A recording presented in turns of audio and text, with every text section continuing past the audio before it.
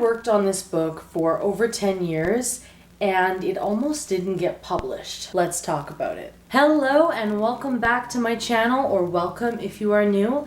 My name is Melody Daniel Luna and I am the author of Aurora and Luna, which is the first book in my character-driven high fantasy epic, The Sun and Moon Saga. Aurora and Luna is a character-driven quest fantasy about a misfit princess who joins a rebel coven. So if that sounds like your thing, the links are in the doobly-doo. But without further ado, let's get into the topic of this video, which is rejection. Basically, every single author and creative at some point, unless they are incredibly lucky, has dealt with rejection in some way, shape, or form. Probably multiple rejections, probably countless rejections. Like, honestly, if you're an artist and you are consistently finishing work and sharing work and publishing work and submitting work, you are going to face rejections. You're going to face tons of rejections. It's totally normal. Try not to worry about it.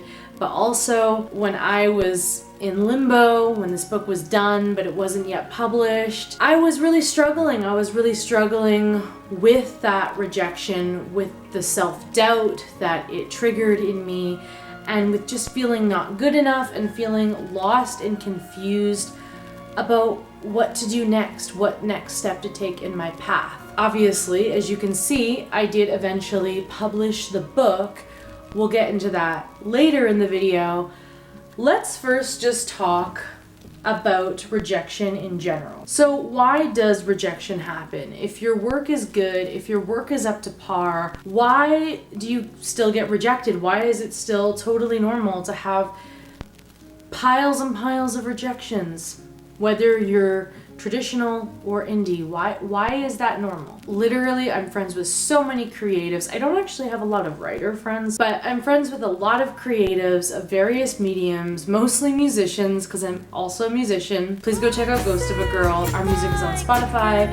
We've got a debut self-titled album, and then we also have an EP called Tragic Divine. We've got a YouTube channel with 5 music videos. We've got a website. Go hit us up. We'd love to see you over there on the Ghost of a Girl YouTube channel. Gotta do that shameless self-promotion. But I digress. I'm also a musician. I have a lot of musician friends because, you know, generally musicians are a lot more outgoing than writers, so it's just been easier to meet fellow musicians than it has been to meet fellow writers. My boyfriend, for example, is an extremely talented musician. That is who I do Ghost of a Girl with. And he's gotten like hundreds of rejections, I think. When he was submitting his music to record labels, he would just get rejection after rejection after rejection.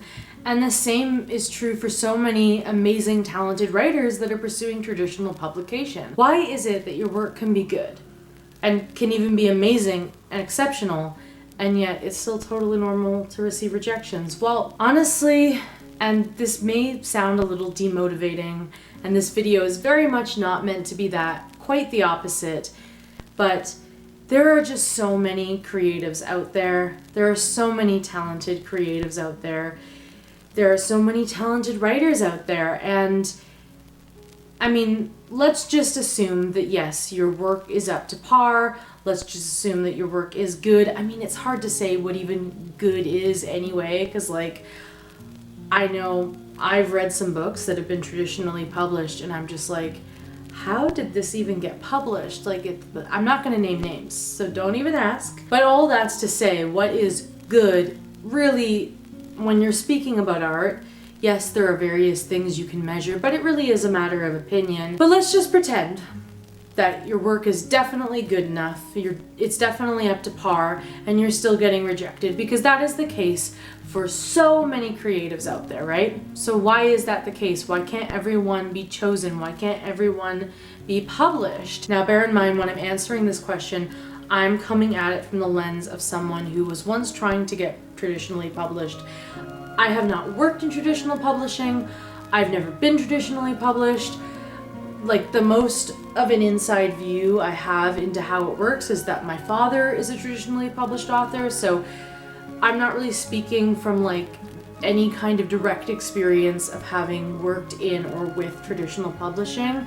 This is more just from my experience of being rejected by traditional publishing, and also just the research I've done and things that I've heard from my father and other people that I know who are traditionally published. But basically, there's just so many talented creative people out there. There's so many talented writers out there, and traditional publishing is a business. And they're not just going to publish anyone who's good. They're looking to fill some kind of hole in the market, or some kind of perceived hole in the market.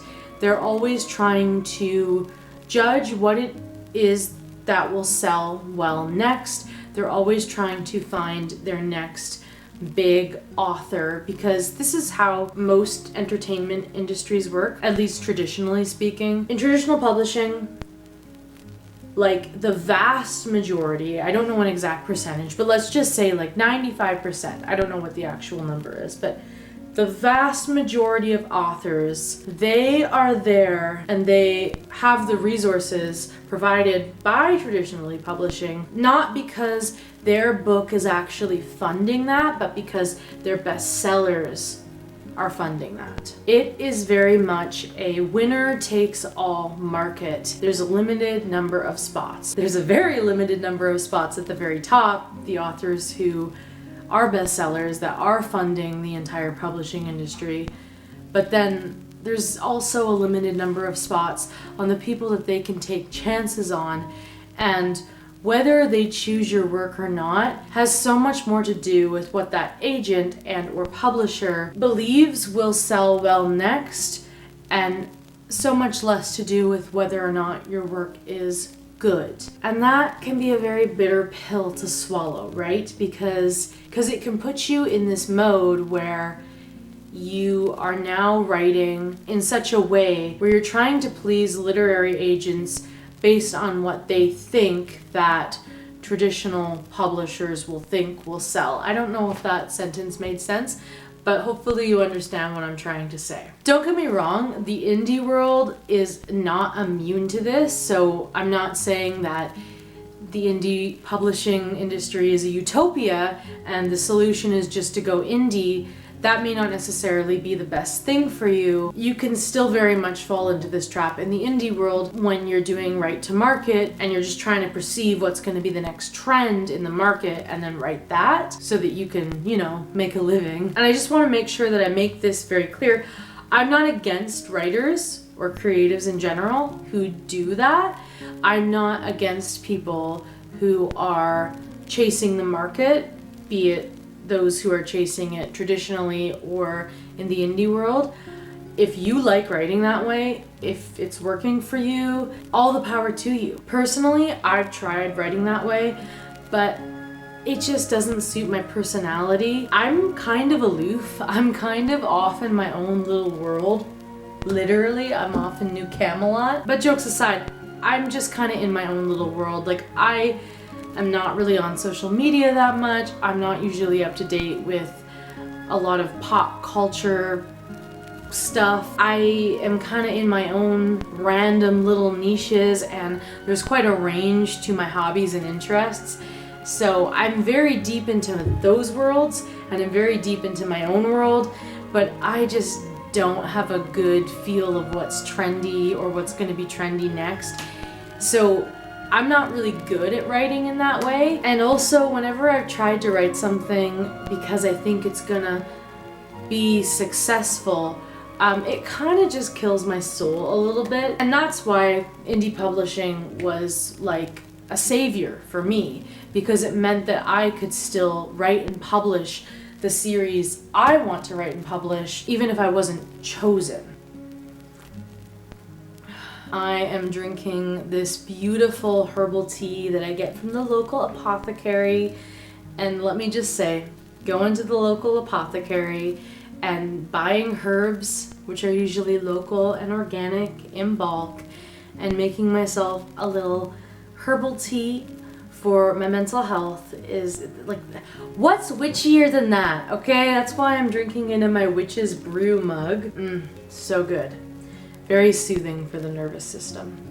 and I need that today. Okay, so let's talk about you. You've just finished a book and submitted it to a bunch of different agents and publishers, and you're being rejected. What are you going to do about it? That's the situation I was in with Aurora and Luna. And it was really hard. Even though I knew that this was likely to happen, like just speaking statistically, it was likely to happen. Like even though I knew that that was still a very possible, very probable outcome, you know, you can tell yourself that until you're blue in the face, but until you're actually in that situation where you've finished a book, it's such an expression of your soul. You feel so proud of it. You love it.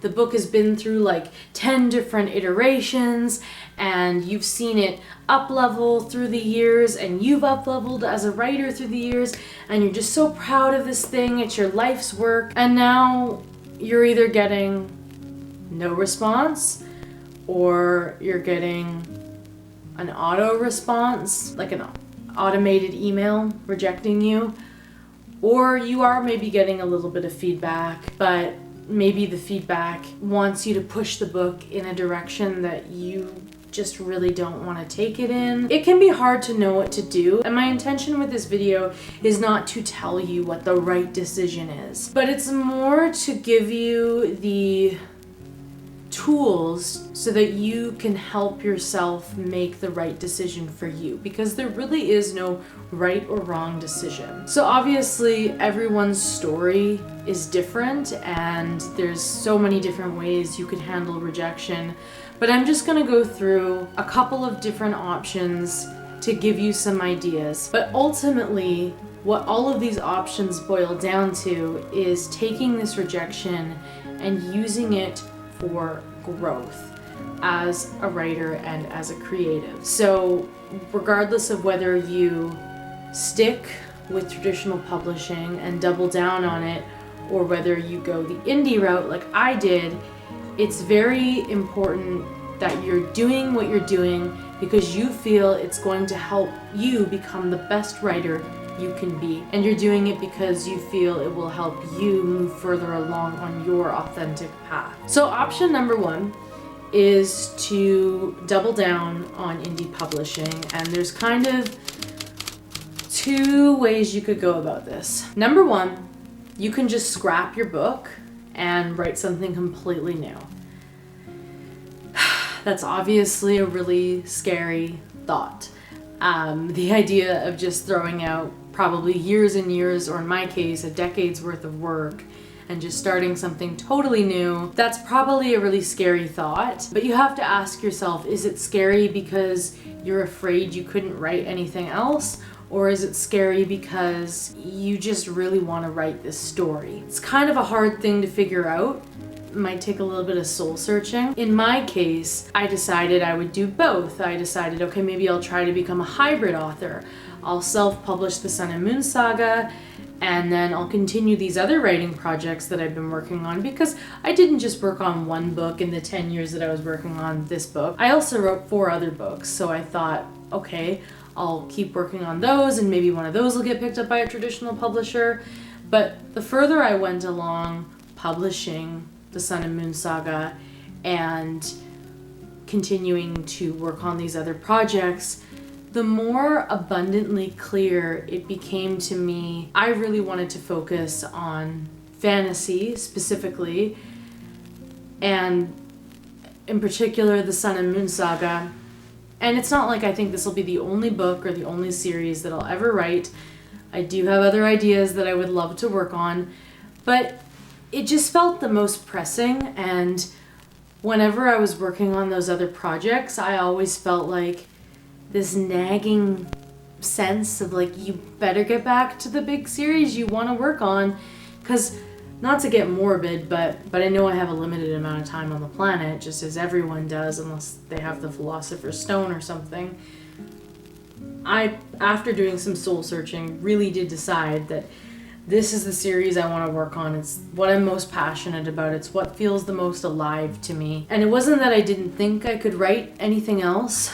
I know I can write other things, and I even have faith in my ability to write something to market if I really decided that that was what my priority was, but that wasn't my priority. But it might be your priority. Or maybe you have a couple of different book ideas that you're equally passionate about. So, you know, in that case, it might be best to pivot and start working on a new project or continue working on a project and submit that to traditional publishing. So that's one option. The other way that you could stick with traditional publishing is, particularly if you're getting feedback about your book, is you could just continue to work on that book. Maybe there's a way that you can rework it where it still feels like the same story to you, but it changes enough that now traditional publishing is interested in it. I don't really want to give too much advice on how to do that well because I've never done it, but I do know that people have done it.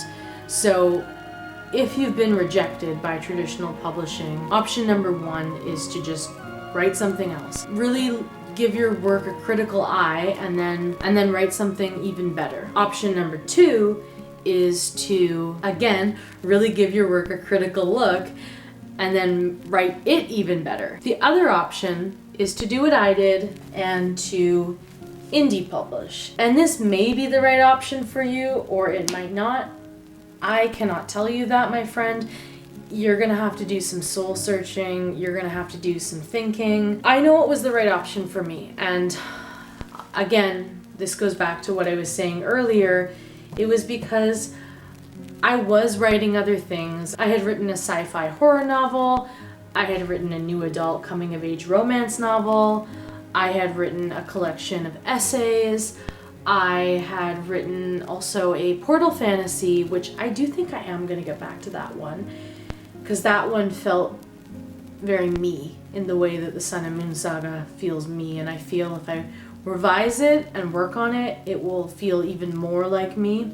It just has that seed of promise. But the other books I had worked on, they just didn't have that same spark that these books have. So while some of them were maybe more marketable, it's hard to say what really will be marketable until you actually put it out there, of course. But some of them, you know, they had a little bit more of a marketable hook. Two of them in particular, a few of them I had really, really clear ideas of how I would market them in a way that I just didn't have with the Sun and Moon Saga, at least not until recently with the Sun and Moon Saga. But I just didn't have that love for them. The love that I have for this series, I just didn't have that with those.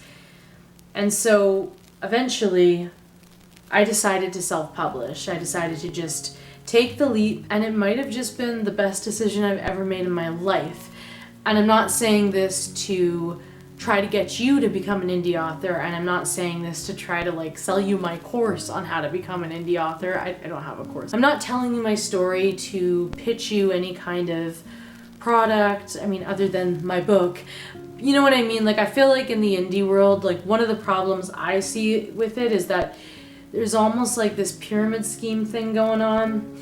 And, oh, this is a topic for another video, but, you know, there's just a lot of indie authors that make a lot of money telling you how to become an indie author. This is not what I'm trying to do here. All I'm trying to do is share my story, hopefully provide you with something of value, both this video and hopefully my book if you enjoy it. It might be the right decision for you to become an indie author too. Or you may want to hold out and keep working towards traditional publishing, or maybe you want to do both. And hey, I might want to do both one day too.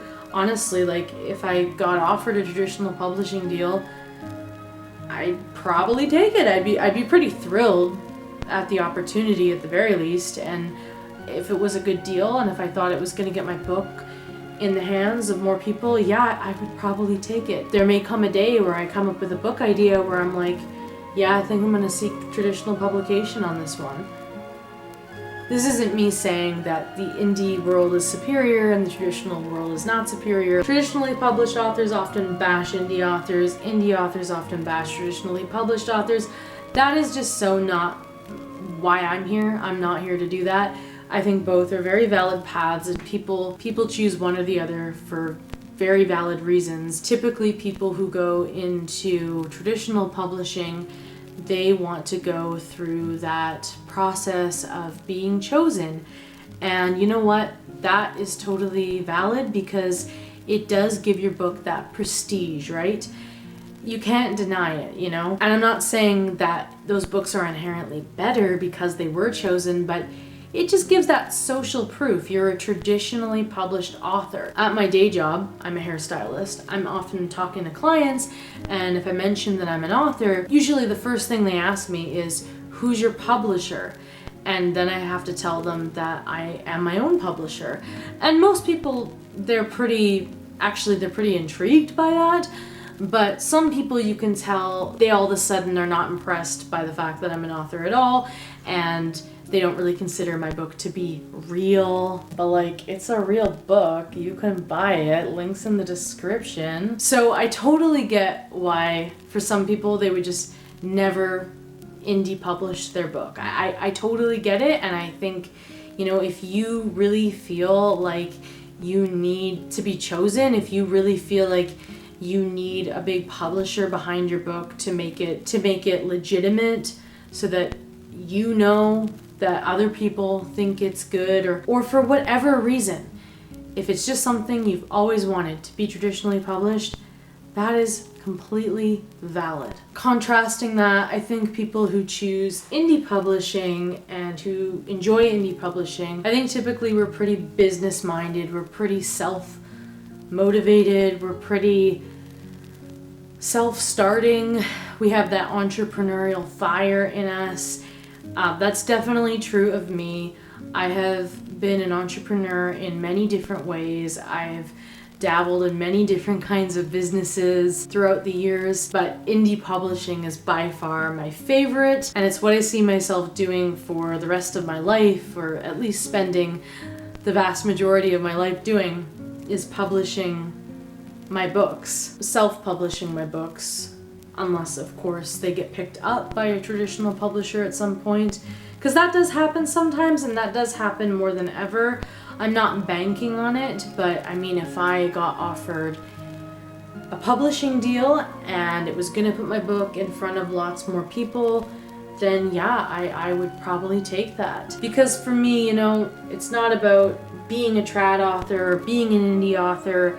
It's just about being an author, and it's just about being a writer, and it's just about becoming the best writer that I can be. And that's really what this all boils down to, is if you get rejected, you have to treat it as an opportunity for growth. In my case, I decided, yep, I'm gonna indie publish, and I'm gonna make the book as good as I can with the resources that I have, and I'm always gonna strive to be a better writer, and I'm gonna learn business and marketing, and I'm gonna learn the indie book business, and I'm gonna learn how to market my books. I'm gonna figure it out. Let's go. And that's the other thing too, is that indie authors are not immune to rejection, okay? Like, yes, I chose my book and I put it out into the world. Here it is. Again, links in the description. I'm very proud of this thing. It can still get rejected. You may not go and click that link, or you may go and click that link, or you may sign up for my free newsletter to get a free copy of The Misfit Princess, which is the first act of Aurora and Luna. You'll get that for free in your inbox when you sign up for my newsletter. Just saying. You might do that, and then you might read the first couple chapters and go, yeah, not for me, and move on. Maybe you'll even leave me a nasty Goodreads review. I don't know. All I'm saying is that indie authors, we deal with rejection too. We just deal with it directly with the public rather than having the publisher reject us. And every time I get a rejection, every time I put out a YouTube video and maybe it gets like 10 views and no likes, no comments, let alone someone going and buying my book, I ask myself, okay, how could I make that video better? How could I make it more entertaining? How could I do a better pitch for my book? How could I promote it in a more fun, captivating way? And likewise, anytime someone tells me that they don't like my book, I do self-reflect and I ask myself, you know, is there any part of their criticism that I want to take with me and consider as I continue writing? Like, do they have a point here? Sometimes it's just a taste thing, and sometimes there is room for improvement. You know, like one of the first pieces of criticism I got once I published was that I lean too heavy on tell and I don't show enough. Even though that's something that I've worked very, very hard on, I can still see how that is true. And it's something that I will continue to work on as I continue to write. But yeah, sometimes you do get reviews where it's just a taste thing. Like maybe that person wanted a cozy fantasy, but you write epic fantasy. And you have to figure out how to discern between what is what. Because on the one hand, you don't want to lie to yourself and tell yourself that your work is flawless, because then it will never improve. Like even if you're a really good writer, you don't want to do that because you always want to be improving. That's the essence of my message here in this video. But on the other hand, you don't just want to become a puppet who is trying to create what you think people will want. You don't want to lose that connection with your soul, with your muse. You want to still create from an authentic place, but what that will mean will be different for everybody. And so if you've experienced a rejection, if you're in the position that I was in back in 2023, which was one of the worst years of my life, not on paper, like my life was good other than the fact that I had been rejected by traditional publishing and I just did not know what to do with myself. If you're in that position and you're trying to choose, okay, do I double down on traditional publishing or do I go the indie route? What do I do? I mean, I can't tell you what to do, but hopefully this video has given you something to think about, given you some new perspectives. Please let me know in the comments below. If you have anything to add to the conversation, please let me know in the comments below. I would love to hear from you. This has been a video in the series of videos that I am creating for the re-release of Aurora and Luna, the first book in the Sun and Moon saga.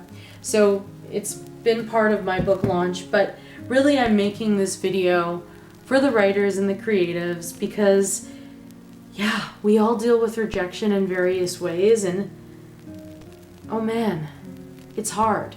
It's hard. And I don't know if it'll ever really get easier. I mean, I guess you get more used to it, but doesn't mean it's not hard. Doesn't mean you don't have hard days. I have hard days where even though I'm living my dreams and I'm writing and publishing the books that I want to write and publish, I have days where it's hard to get on the internet and talk about them and promote them because, you know, it feels like no one's listening and I'm being drowned out by all these other videos that, you know, where the person is like way cooler and more charismatic and pretty and better at speaking than me, and like I just start to get all negative in my head and start spiraling. But that's not every day. That's just some days that I feel like that, right? So I don't think the difficulty of dealing with rejection ever goes away fully, but you do learn how to deal with it and to grow from it and compartmentalize it. That's going to be it for this video. Again, I would love to read your comments below on this topic. Have you submitted? Have you queried? Are you dealing with rejection? How has that been for you? How do you handle it? Let me know if you have any tips or tricks or advice, because, you know, I think all of us artists and creatives are dealing with this in some way, shape, or form, no matter where we're at on our creative journeys. I mean, even if you were like a huge like celebrity pop star, you still deal with rejection in the sense that now you're so big that you have haters. You know what I mean? So we all deal with this in some sense. But when you're still getting your name out there, that's when you're dealing with it the most, I'd say. Yeah, it's challenging. It's challenging. I've already shouted out my book like 4 times in this video, but the links are in the description if you would like to order your copy. And I already mentioned this in kind of a weird roundabout joking way, but if you sign up for my free newsletter, you will get sent the first act of Aurora and Luna, the Misfit Princess, for free in your inbox, and then you can start reading the book to see if you like it, to see if it's your thing. If you would like to support my channel and all of the creative work that I do, then please consider signing up for the Lunar Coven. The Lunar Coven is both my Patreon and my Substack. They get early bird access to my work, they get bonus videos, and it's just a few dollars a month. Thank you so much to all of the existing members of the Coven. Your support means everything to me. Currently, I'm toying around with the idea of using the money that I have pooled from the Coven to buy a new camera for this YouTube channel. But yeah, I think that's gonna be it for today's video. If you are currently dealing with rejection, I hope it was helpful. I hope it was at least a cozy place to hang out while you process some of the feelings that you're going through. My heart truly does go out to you. And until next time, order your copy of Aurora and Luna and stay cozy.